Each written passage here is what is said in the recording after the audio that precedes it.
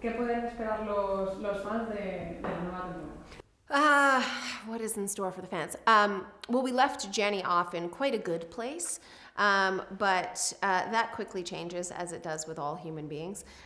She starts to sort of suppress her emotions and uses her medication in the wrong way. So she starts to over-medicate herself to suppress her emotions. So you start to see the good old Jenny that you know very well, but in new wonderful situations that are re-traumatizing for her, but in a wonderful way.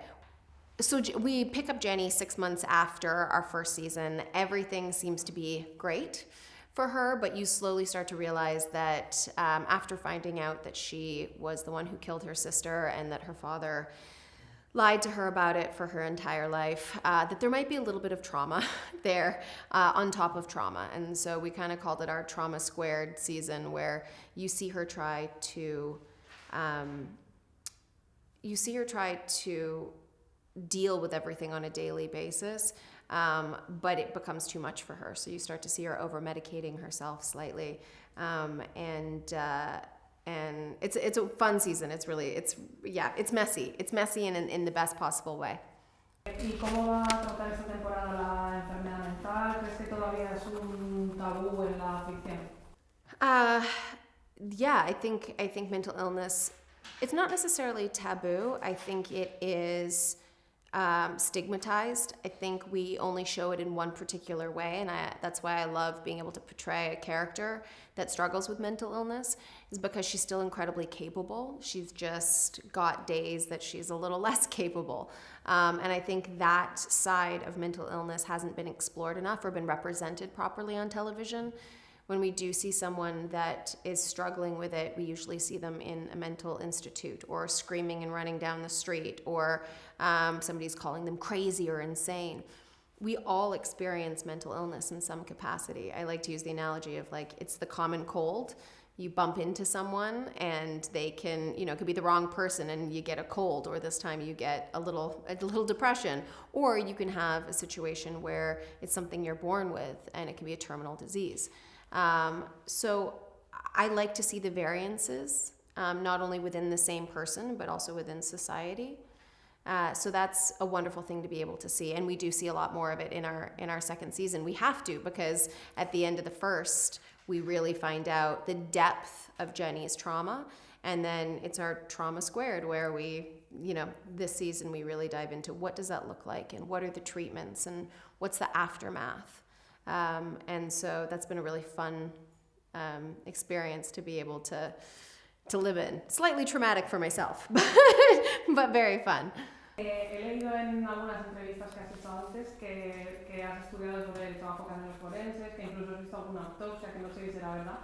¿Qué es lo que más algo que hayas aprendido que te haya sorprendido mucho?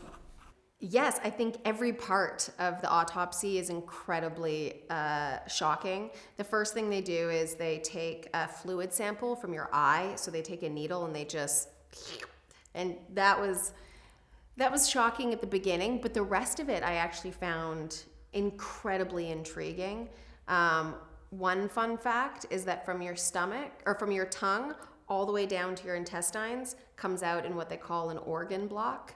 So literally everything comes out and it's just like a little empty cavity, which is crazy. It's so cool. I got to see every single organ in the body and see it dissected, and my brain saw a brain, because they obviously take the brain out, and my brain just looked at it and was like, oh my gosh, that's me. So it was a really, really profound and incredible experience, and just kind of blew my mind. Como protagonista femenina, ¿sientes un poco de responsabilidad por cómo se representan las mujeres profesionales y trabajadoras? Yeah, I think it's an incredible opportunity, and I believe that there should be more opportunity for women like this.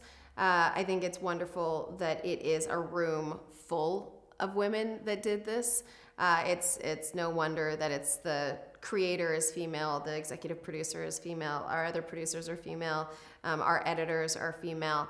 I think we're starting to take roles that were predominantly male before this, and I think the storytelling is very enriched as well. I think it's more equal, and we have a lot of incredible males on our set. Like, it's just a very beautiful, equal set, and to come to work every day as the female lead feels phenomenal. It's really wonderful. I've been on the last show that I did, a Marvel project. I was the female lead for it, and that felt great because I was like, oh, female lead, but I still was the female lead. I wasn't the lead character, and they still defined you as that, and you were still under the male, and you still got paid a lot less than the male. And so this is something where it's not about my gender, it's about the story.